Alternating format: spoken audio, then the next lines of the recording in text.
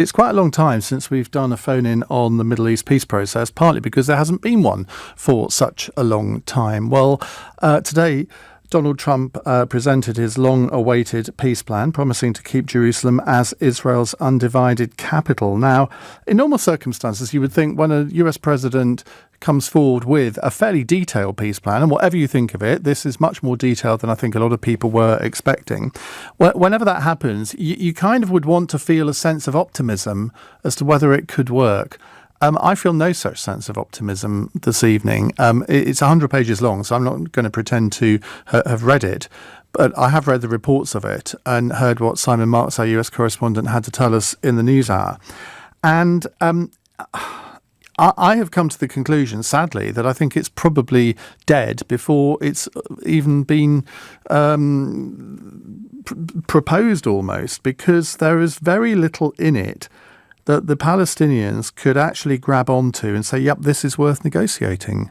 Now, that's just my initial view of it. I'd be delighted to be proved wrong on this. And if it comes to something and actually comes to an agreement, I'll happily sort of admit, well, I was completely wrong with my first impressions.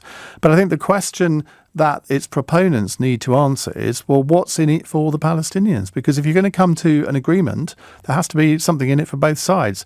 Well, we heard Benjamin Netanyahu speaking at the White House saying that Donald Trump was the greatest president for Israel there's ever been. And on first sight, you look at these proposals and it gives Israel virtually everything that it's ever wanted. So if you're on the Palestinian side, what do you do now? I mean, they did effectively reject it a few days ago before it was even published, which I thought was a little bit premature. But then various bits have leaked over the last couple of days.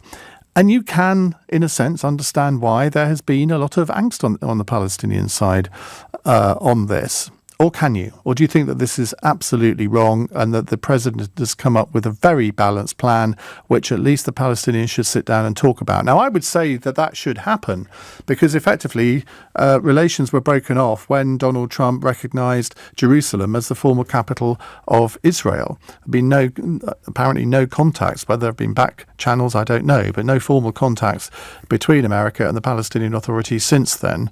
I wonder whether it is now time, though, that the Palestinians should sit down. But what would they discuss?